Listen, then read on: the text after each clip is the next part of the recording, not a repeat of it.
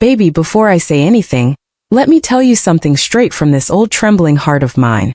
If you ever hear a voice in an empty house, don't ignore it, especially when it belongs to someone you buried with your own hands, because that's exactly what happened to me. And I'm telling you this before anything else so you understand, this story isn't just memories. It's a warning. I was sitting alone on the edge of my old wooden bed the night it began. You know, the kind of silence that feels heavy? Like someone is watching you breathe? That's what filled my house. Every corner, every shadow, every damn inch. And yet, I stayed. Maybe because at my age, loneliness feels like a punishment we all eventually learn to accept. But that night, I swear to you it felt different. My husband, Joseph, he's been gone 10 years now. 10 long years since I held his cold hand while he took his last breath. I buried him, cried for him, and talked to him every night like an old fool who can't let go. But he was gone. Dead. Buried. Done. At least that's what I believed. I remember staring at the wall, running my fingers over the cracks in the paint like I was reading a map of my life. The moonlight spilled through the curtains, making the whole room look like a faded photograph. Muted, delicate, forgotten. And then I heard it. A whisper. Soft. Familiar. Close. Martha. My name. His voice. His voice. I didn't breathe. I didn't blink. My whole body froze like the air had turned into ice and wrapped itself around my ribs. First I thought I imagined it. Old age does that, you know. But then I heard it again. And this time it wasn't a whisper. It was right by my ear. Martha, don't be afraid. Baby, tell me something honestly. If you heard your dead husband say your name in the dark, would you run, or would you listen? Think about it. I want to know. My heart slammed against my chest like it was trying to escape. I turned my head slowly, terrified of what I might see. But there was nothing. No figure. No shadow. Just the outline of my empty rocking chair in the corner. Empty but gently rocking. Not fast, slow. Forward, backward. Forward, backward. Joseph used to sit in that chair every night. Reading. Humming sometimes. And the sound of it rocking, baby, that sound was my whole life. When he died, the chair never moved again. I made sure of it. I even placed a stack of books under one of its legs so it wouldn't sway. But that night, it was moving like someone was sitting right there.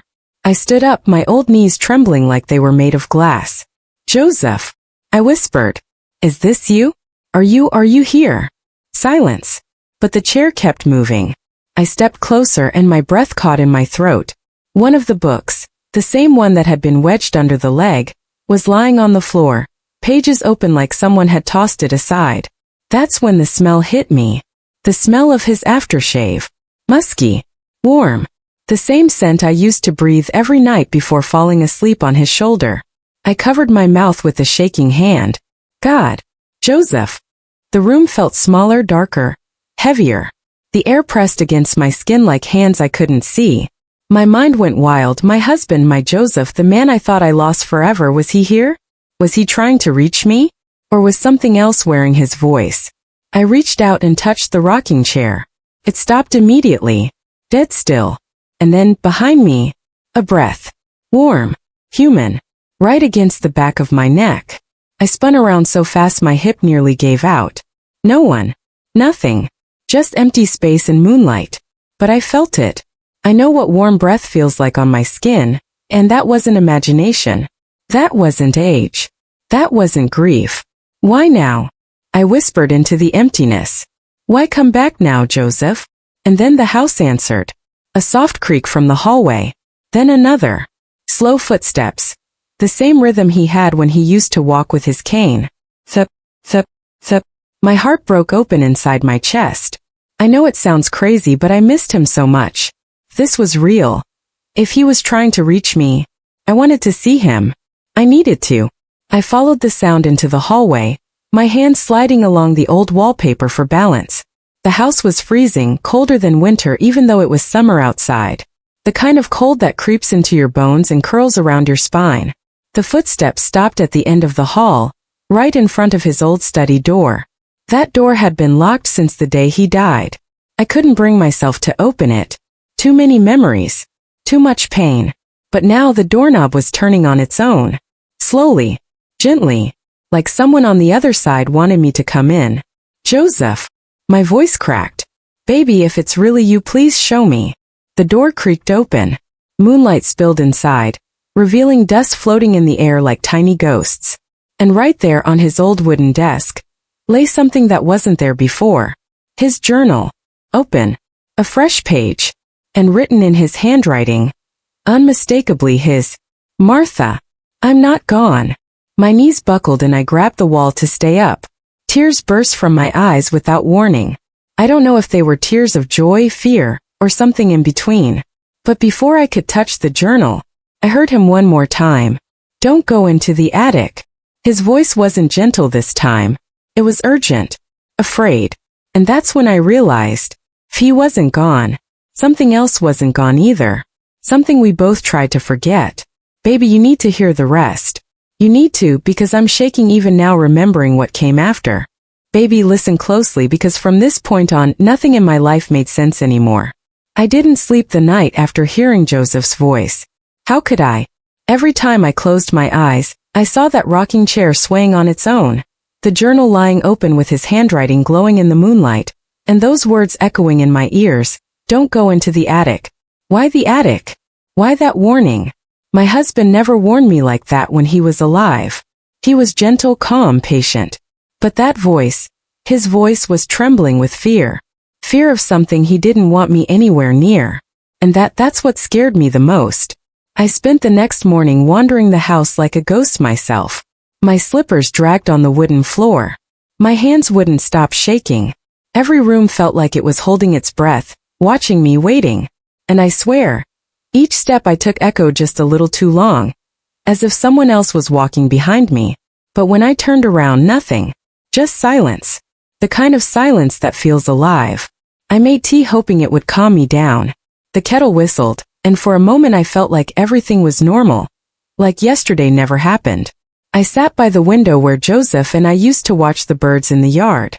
For a moment I closed my eyes, breathed, tried to feel human again. Then I heard it. A soft click. Coming from the hallway. Like a door unlocking. My breath caught in my throat. There were only two locked places in this house. Joseph's study and the attic. I stood up so slowly I felt every year I ever lived. My whole body felt tight, like my bones were listening. I stepped into the hallway, and the temperature dropped again, cold enough to make my teeth chatter. That was my first sign something wasn't right. The house used to have cold spots when Joseph was alive, but never like this. Never this deep. Never this sharp. And then I saw it. The attic door. It was open.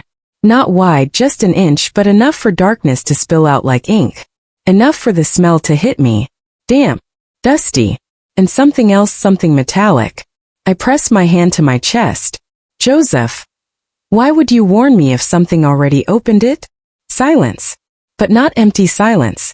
The kind that hums under the surface, like the house is swallowing its own breath. Baby, let me ask you something. If the place your dead husband warned you about suddenly opened by itself, would you walk closer, or would you run out of that house and never look back? I want to know what you would do. Truly. Because me? I walked toward it. Not because I was brave, God knows I'm not, but because something inside me whispered that if I turned my back on that door, whatever was behind it would follow me. My footsteps were soft, but the floor creaked under every step like it was warning me, begging me to stop. The darkness in the crack of the door felt thick, like it had weight. My hand hovered over the doorknob. I didn't want to touch it. It felt wrong. It felt like touching something alive. But I forced myself to. And the moment my fingers made contact, a shock went through me. Not pain. Not electricity. Something colder. Something that felt like grief. I pushed the door open a little more, and the air that came out felt like it had been trapped for decades. The ladder to the attic was still pulled up, the chain dangling. But someone, or something, had unlocked the door anyway. Who's there? My voice cracked like old wood. Joseph? Is this you? Then I felt it. A movement of air behind me. I turned so fast my hip nearly snapped. And there, standing at the end of the hallway, was a shadow. Not a man. Not a woman. Not shaped right. Tall. Too tall. Thin, like it had no real body, just an outline. It didn't move. Didn't blink. Didn't breathe. It just stood there watching me. My heart punched the inside of my chest. I backed up slowly, almost stumbling into the attic door. The shadow took one step forward, and then another, and another. Soft, silent, wrong. Joseph, I whispered. Help me. That's when it stopped. Mid-step. Frozen. The air around me thickened like syrup, pressing down on my shoulders. The shadow tilted its head like it was listening. And then from the study, my husband's study, came a sound so faint I almost didn't hear it. A whisper. Not a voice. A page turning. The shadow snapped its head toward the study. And then, just as silent as it came, it drifted backwards, sank into the wall and disappeared. I stood there shaking, trying to breathe. Then something even stranger happened. The attic door closed. Slowly. Softly. Like a hand was resting on the other side. Click. Locked again. I stumbled away from it, tears flooding my eyes. I wasn't ready for this. I wasn't strong enough. I wasn't brave enough to face whatever lived in this house with me. But something told me Joseph was trying to help me. He wasn't haunting me. He wasn't trying to scare me. He was warning me. And the house was becoming something else entirely. I forced myself into the study, clutching the doorframe to stay steady. My husband's journal was still lying open. Same page. Same words. But beneath the last sentence, new letters were forming. Not written by a pen. Not scratched. They appeared like frost forming on glass. He's looking for you. My breath left my body. I backed away until my shoulders hit the wall. Joseph, who is he? What is happening? And then the final message appeared, written slowly, painfully, like the hand that wrote it was fighting something stronger. Don't trust the house. Don't be alone. He remembers you. I covered my mouth, shaking, crying, praying, because I realized something terrible in that moment. Whoever that shadow was, whatever lived in the walls, whatever followed me, it wasn't the first time it had been here. And baby, what I found next, what I discovered because of Joseph's warning, that's what changed everything. Baby, if you're still here listening, hold my hand in your heart, because chapter 3 is where my truth stopped being just fear and became something far darker. Something I should have remembered. Something I should have never forgotten in the first place. I didn't leave the study for almost an hour after those words wrote themselves on the page. I couldn't. My legs felt like wet paper trembling under me. My breath came out in short, sharp gasps. I pressed my back against the wall and kept staring at that journal like it might attack me if I blinked. He remembers you. Who remembers me? What had I done? What had we buried in this house? I kept asking myself that, but my mind, my old tired mind, felt foggy, like someone had pressed a hand over all the memories I needed. That's when I realized something. There were pieces of my life missing. Little things at first. A fight Joseph and I had that I couldn't recall clearly. A name on the tip of my tongue that wouldn't come. A day 20 years ago that felt like it had been erased. The shadow, the attic, the voice. All of it was shaking loose something inside me. Joseph warned me because he knew I'd eventually remember, whether I wanted to or not. I finally pushed myself off the wall and walked to the desk. My hands were trembling so hard I could barely touch the journal. I skimmed back through the pages, desperate for any clue, any hint of what Joseph might have been trying to hide from me. But then I saw something I hadn't noticed the night before. The page edges near the back. They weren't just dusty. They were stiff, like something had soaked them then dried. I felt sick. I didn't want to think about what could have stained the pages. I didn't want to look. But I had to. Before I could turn another page, I heard a sound. A small, delicate sound. A laugh. A child's laugh. Right outside the door. High, playful, echoing down the hallway like someone was skipping. It chilled me deeper than any shadow had. I'd raised children. I'd heard enough laughter in my life to know what was real and what wasn't. This laugh, this one wasn't right. It sounded hollow. Like the sound was wearing a child's voice instead of being one. I clutched the desk edge so hard my knuckles turned white. No, not this, not again. The footsteps followed, the patter of little feet, running lightly down the hall, stopping in front of Joseph's study. A pause. Then a soft tap on the door. 1 tap. 2 taps. 3 taps. Slow. Measured. Like someone was knocking out of habit. My heart climbed into my throat. Joseph, is that him? Is he the one you meant? No answer. Then the doorknob twisted. But it didn't open. Just twisted once, slowly like a warning. The child's voice whispered, "Grandma, come play." And the moment those words slid under the door, the house changed. I felt it. You know how your stomach drops on a roller coaster? How the air feels different in a storm? That's what this felt like. The walls themselves seemed to tighten. The floorboards groaned like something heavy was pushing down on them. I stumbled backward away from the door, shaking my head like a frightened animal. No, not you again. I thought we got rid of you, I thought. And that's when I realized something terrible. My memory wasn't foggy because of age, or grief, or trauma. It was foggy because something in this house had taken pieces of it. Something connected to that voice. That laugh. That thing. I backed into Joseph's desk, knocking over a small wooden box. When it hit the floor, the lid snapped open and spilled out the contents. An old silver key. A faded photograph. A folded letter addressed to me. My breath shuddered. My hand shook as I reached down and picked up the photograph first. It was of Joseph, holding a little boy. A boy I didn't recognize. Black hair. Dark eyes. A smile that didn't feel like a smile. I felt a stabbing pain behind my eyes, like my brain was fighting me. Like my own memories were chained up in the attic of my mind.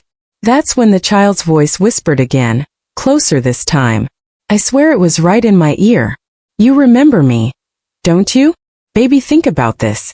If you found a picture of a child you didn't remember raising, and that child's voice echoed through your house, would you burn it or look for the truth? What would you choose? I'm asking you because I'm not sure I made the right choice. I unfolded the letter next, my breath shaking. Martha, if you are reading this, it means I failed to protect you. Forgive me. The boy is not ours. He never was. You must not let him in again. And whatever happens, don't open the attic. The letter slipped from my hands, fluttering to the floor like a dead moth. The footsteps outside the study stopped. The air shifted. The doorknob turned again. Slowly this time. Deliberately. My heart felt like it was breaking open, because suddenly memories hit me like a storm. A door opening. A boy standing in the cold. Joseph screaming for me to close it. His little shoes tracking dirt across the floor. His smile. That smile that was never a smile. And then, darkness. Screaming. Something dragging him away. Something I never fully saw. I had let him in. Me. I had let that thing into our home. The doorknob turned. Once. Twice. Then slowly it began to open. Only an inch, but enough for a small hand, pale and thin, to curl around the edge of the wood. Grandma. He whispered. I missed you. I stumbled back, sobbing into my hands, because now I remembered everything. And baby. Everything I remembered was worse than the thing outside my door. Baby. If you're still sitting with me, listening to this old trembling voice of mine, then you're braver than I ever was. Because Chapter 4. This part of my story, it isn't just painful. It's the part of my life I've spent decades trying to bury. Just like we buried him. The doorknob stopped turning. The small pale fingers slipped away from the edge of the wood like he was teasing me, testing how close he could get before I collapsed. The hallway fell silent again. The kind of silence that presses against your ribs. My breath was shaking so violently I had to grab Joseph's desk just to stay standing. You'd think I'd scream. You'd think I'd pray or run or do something sensible. But grief, guilt, fear. They twist your insides until the only thing left inside your chest is confusion. I pressed my palms to my face. Oh God, Joseph, I remember. I remember what we did. I remember him. And baby, remembering hurt more than anything that came after. I felt myself slipping back into that old memory like falling into ice water. It was a winter storm. 20 years ago. Snow pounding like fists on the windows. Joseph and I were by the fireplace, and I was knitting a blanket for our daughter's new baby. Then the knock. Small. Soft. Barely there. Just like the taps outside the study door. I remember how Joseph's whole body stiffened. Like something inside him recognized the sound before his mind did. But I didn't notice. I was too distracted. Curious. And naive, so naive. I opened the door. And there he was. A little boy, maybe 7 or 8. Dark hair soaked. eyes wide like he'd been running for miles. No coat, no gloves, just shivering in the blizzard. "Please," he whispered. "Let me in. I'm cold." God help me, I stepped aside. My heart, it broke seeing a child alone in the snow. I didn't even think. I didn't ask questions. The moment he crossed the threshold, the temperature in the house dropped. Joseph shouted, screamed, for me to close the door. "Martha, no. Don't let him." But it was too late. The boy smiled at Joseph. The kind of smile that had no warmth, no innocence, no soul. And then Joseph grabbed my arm so hard I felt the bruise for days. "That is not a child," he whispered. "Don't look into his eyes. Don't talk to him. Don't let him near the attic." But I didn't understand. Not then. Not until much later. The memory faded, and I found myself back in Joseph's study, shaking. My breath hitched as the child's voice drifted faintly through the hallway again. "You open the door then, Grandma. Will you open it again?" I pressed my back to the wall, clutching my chest as the truth dug itself deeper into me. Joseph and I didn't just hide from him that night. We tried to trick him. Joseph believed the boy was something ancient, something lost, something that needed a place to root itself.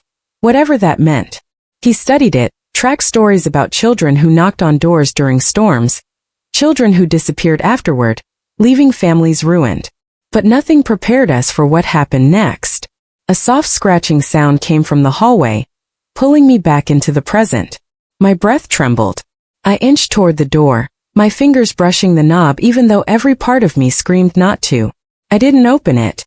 I just listened. Grap, grap, grap. Slow, rhythmic. Like little fingernails dragging along the wall. Then a whisper so soft it slid under the door like smoke. "You promised you'd play with me." My knees nearly buckled. "No, no, baby, I never." "You did." His voice sharpened. "You asked my name."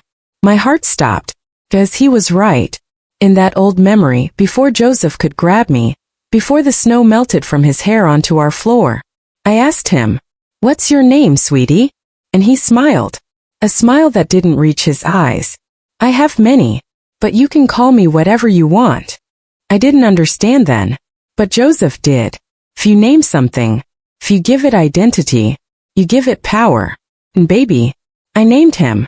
Not out loud, not officially, but I whispered something to myself that night as I tucked him near the fireplace to warm up. "You look like a Daniel."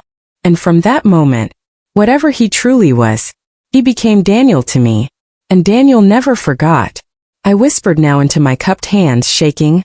"I'm so sorry. Please leave me alone." The scratching stopped. Silence. Then soft footsteps, slowly walking away. Down the hallway. Toward the attic door. My blood ran ice cold. "No," I whispered.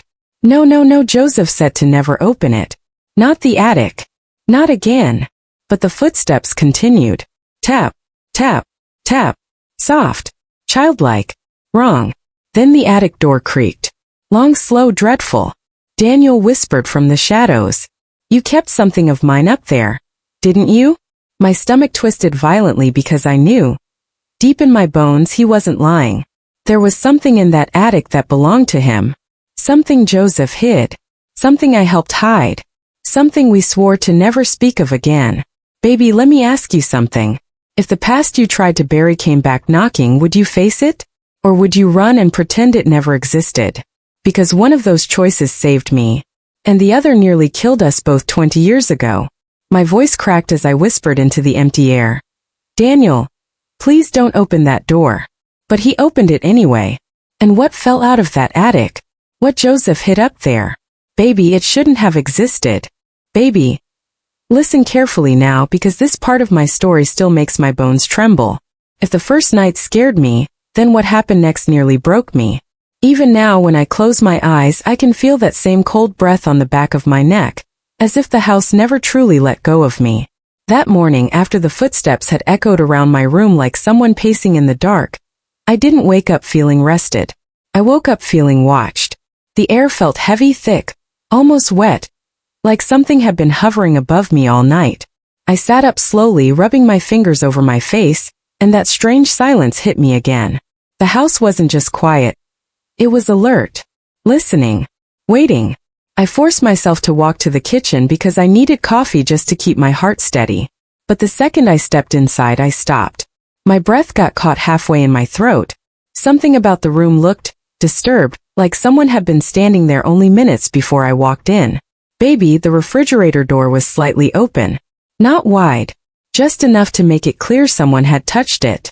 And inside on the bread packet, traced in a thin layer of dust that hadn't been there yesterday, were 2 words. Stop looking. I didn't scream. I didn't faint. I just stood there shaking, feeling the life drain out of my body. My hands turned cold, my feet numb. Someone was in my house. Not a ghost. Not a memory. Person. Someone who knew where I kept my food.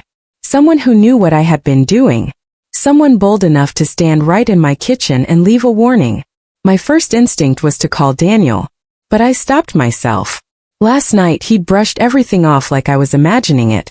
Like my own home turning against me was just stress. If I told him someone left a message on my bread, what would he say?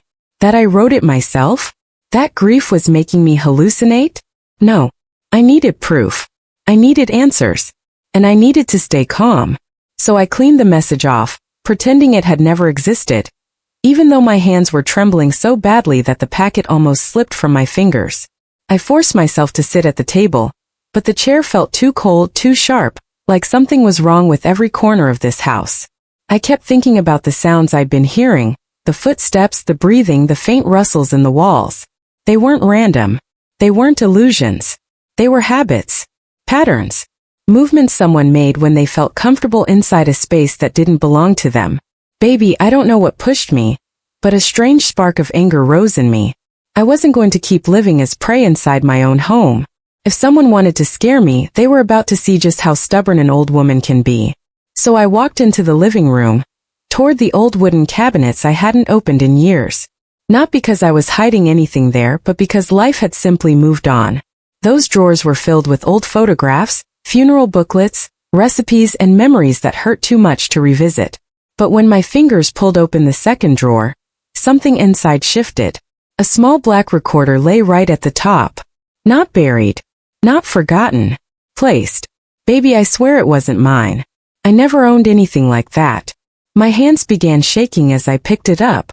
It was dusty on the edges, but the middle was clean. Like someone had been holding it recently, gripping it tight. I pressed the play button. First there was silence. Then I heard footsteps. Slow, heavy, moving through the hall. My hall. Then I heard my own voice, soft humming, the way I hum when I'm folding clothes. Then recordings of me on the phone with Daniel. Then recordings of me crying at night when I missed my husband. Baby. I almost dropped the recorder. Someone had been listening to me for months. Maybe years. Someone had been in this house enough times to know my habits, my routines, the way I breathed when I felt lonely. What kind of monster listens to an old woman like that? I pressed stop and held the recorder to my chest. My heart felt like it would burst. Fear, fury, disbelief, they all mixed together in a way I'd never felt before. Whoever was doing this didn't want to scare me for fun. They were studying me, waiting for something. I went from room to room searching for signs, scratches on the doors, loose screws, shifted furniture, anything. And that's when I noticed something I had never paid attention to before. In the hallway, near the attic string, the ceiling panel was slightly pushed up on one side. Not enough to be obvious. Just enough to show someone had opened it not long ago. I felt a cold rush move through my body. My mouth went dry. Someone had been inside the attic. Someone had been above me, listening to me every night. I reached up slowly, my fingers brushing the edges of the panel, and when I pushed it just a little higher, a warm breath of dusty air hit my face. The smell was thick, old insulation, old wood, and something else. Something metallic like rust. I dragged a chair over to climb up, but halfway up I froze. Thought hit me like a slap. What if they were still up there? My foot slipped on the chair rung, and I grabbed the wall to steady myself. My pulse was pounding so loud I felt it in my ears. I stared at the dark gap of the attic opening, that black, endless mouth above my head, and I swear, I felt something watching me back. Not a ghost. Not my imagination. A presence. Person. Living. Breathing. Still inside my home. My instincts screamed at me to run. But another part of me, the part that had lived through hardship, loss, betrayal, told me something even scarier. If someone was hiding in my attic, they weren't just living above me. They were planning something. I climbed down slowly, closed the attic panel and backed away from it. Every step felt like walking away from a sleeping predator. Even the air felt colder. Baby, I didn't sleep that night. I sat in a chair facing my bedroom door, clutching the recorder like it was a weapon. I didn't close my eyes once. I just listened. And somewhere around 3 a.m., when the house was pitch black and silent, a soft, slow tapping came from the attic. Tap, tap, tap, like someone dragging their fingernails along the wooden beams. Not fast, not loud, just confident, as if they knew exactly what they were doing to me. Baby. Chapter 6 is where everything stopped being whispers and shadows. This is the night I finally realized I wasn't just being watched. I was being hunted. And the truth didn't crawl out gently. No, it came crashing into my life like a storm, breaking every window in its path. I didn't sleep after hearing those taps from the attic. How could I? Every tap felt like a countdown. Every silence felt like bait. Morning came, but I didn't feel sunlight. I felt dread wearing sunlight like a mask. I sat at the kitchen table with a cup of coffee I never drank, my hands wrapped around it just to stop them from shaking. My eyes kept flicking toward the ceiling, toward that invisible space above my head where someone had been hiding, waiting, listening. My mind kept replaying the thought, why me? Why my house? Why now? Baby, that kind of not knowing can drive a person mad. Around noon, I finally gathered the courage to call Daniel again. He answered quickly, sounding tired. Mom, what now? I swallowed hard. Someone's been in the attic. He sighed so loudly I felt it stab me. Mom, this again? No, listen to me. My voice cracked. Someone left a message on my food. Someone's recorded me. Someone. Mom, he interrupted gently, but in that same patronizing tone that made me feel small. Grief does things. You've been alone in that house too long. Baby, that hurt. It cut me right across the chest. I wasn't imagining things. I wasn't crazy. I wasn't confused.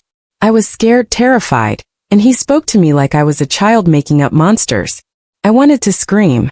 Instead, I said softly, "You don't believe me." And he answered, "I think you need rest, not more fear." I hung up. Slowly. Quietly. Because if I didn't, I would have cried into the phone, and I refused to give anyone, especially my own child, the right to call me unstable. So it was just me. Me in the house. Me in the attic. Me in the recorder filled with my stolen life. As the day dragged on, every sound made me jump. The ticking clock felt like footsteps. The wind against the window felt like breathing. My own heartbeat sounded too loud. Around evening, something strange happened. A door slammed somewhere down the hallway. Not loud. Not violent. Just deliberate. Like someone wanted me to hear it. I froze. Every muscle locked. I held my breath until my chest burned. Slowly, I stood up and walked toward the hallway, each step feeling heavier than the last. When I passed the old mirror on the wall, I caught a glimpse of myself, pale, wide-eyed, trembling. Baby, I whispered to the empty house. Pray tonight because I don't know if I'll make it. As I moved closer to the dark hallway, I noticed something on the floor. A trail of fine dust. Not random.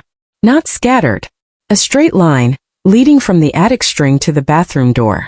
Someone had come down. Someone had walked right past my room.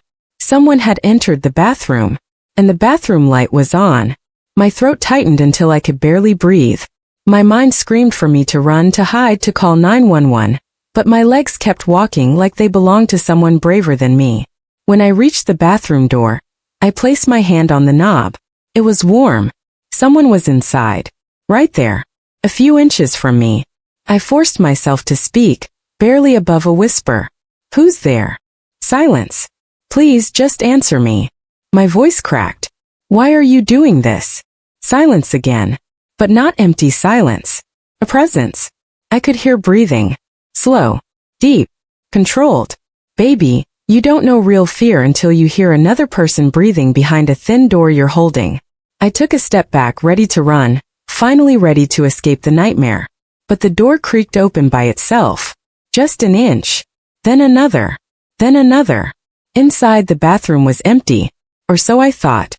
When I stepped in, my eyes caught motion. A shadow sliding behind the shower curtain. My stomach dropped so fast I almost fell. Someone was hiding. Right there. An arm's length away.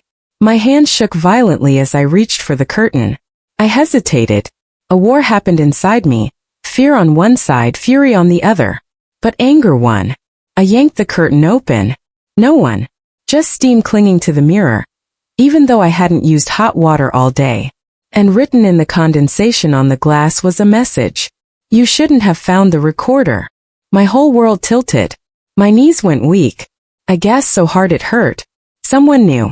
Someone was watching every move I made. Someone wanted me too scared to think. I stumbled back, knocking over the trash bin, and something metallic clinked on the floor. I looked down. A key. A small old-fashioned key with a red thread tied around it. I picked it up with shaking fingers. It felt familiar. Like something I had seen in my husband's belongings long ago. The moment I touched it, a memory hit me. My husband holding a small wooden box years ago telling me, "This stays locked. Always." I never asked why. I never opened it. And after he died, I couldn't bring myself to look through his things. But now someone had the key. Someone had taken it from that box. Someone had been searching for something inside it. As I walked out of the bathroom clutching the key, a floorboard creaked behind me. Slow. Intentional. I turned around and saw it. A shadow. Not mine. Not a trick of the light. A figure standing at the end of the hallway. Tall. Still. Watching me. I blinked once. And it stepped back into the darkness, disappearing without a sound. Baby. That was the moment I knew this wasn't random. This wasn't a prank. This wasn't grief or imagination. Someone was living in the shadows of my home. Someone connected to my husband's past. Someone who didn't want me to open that box. And I realized something even worse. They weren't planning to leave. Not until they got what they wanted. Baby, sit close because chapter 7 is the moment everything snapped. The moment the shadows finally stepped into the light. If you think the worst has already happened, oh sweetheart, you don't know what I found or what almost killed me. The night after I saw that shadow at the end of the hallway, I knew I couldn't stay in the house another minute without answers. But the key in my hand, that tiny old key with the red string, kept whispering to me. Not with words. With memory. My husband's voice. The way he held that wooden box like it carried the weight of his sins. The way he said, "If anything happens to me, don't open this. Don't ever open this." But baby, the dead don't get to keep their secrets when the living are in danger. So I went to the hall closet, pulled down the dusty box from the top shelf, and sat on the living room floor. My heart felt like someone was squeezing it from the inside. The house was so quiet, even my breathing felt too loud. I slid the key into the lock. Fit perfectly. And just as the lock clicked, just as the lid started to lift, I heard it. Footsteps. Slow. Heavy. Coming down the attic ladder. Baby, my blood turned to ice. I held my breath so tightly I felt my ribs ache. The footsteps kept coming. A pause. Then another step. Then breathing deep and steady, as if whoever it was had been living in the dark for a long time. I wanted to scream, but the house swallowed every sound. I grabbed the wooden box, clutching it to my chest, and backed into the corner of the living room. I felt small, trapped, old, but something burned inside me too. Anger, betrayal, exhaustion. Fear can only control you for so long before it turns into fire. The footsteps stopped right outside the living room. I whispered, "Who are you? What do you want?" Silence. Then a voice I hadn't heard in over a decade. A man's voice. Soft. Hoarse. Familiar. "Margaret, don't open that box." Baby, I swear my soul left my body. I knew that voice. I knew it like I knew my own heartbeat. It was my husband's brother. Michael. The man who disappeared 20 years ago. The man everyone thought died in some accident out in the woods. The man my husband never spoke about again. He stepped into the doorway slowly, his face thin, pale, sunken. His eyes hollow like he'd been living underground. His clothes were dirty. His hair wild. His hands trembling like he hadn't touched daylight in months. He looked at me with a strange mix of guilt and desperation. "You weren't supposed to find me," he whispered. I shook my head over and over. No, no, Michael, you're dead. You disappeared. What are you doing in my home? He stepped closer. I didn't disappear. I was hidden. Your husband hid me. Don't you dare say his name. I snapped, my voice breaking. Not after what you've done. He froze. I didn't want to scare you. I just needed time. I needed the box. Why? I clutched it tighter. What's inside this? Why did my husband hide you? Why have you been stalking me? Listening to me? Leaving warnings on my food? His face twisted in pain. Because I need what's inside that box more than anything in this world.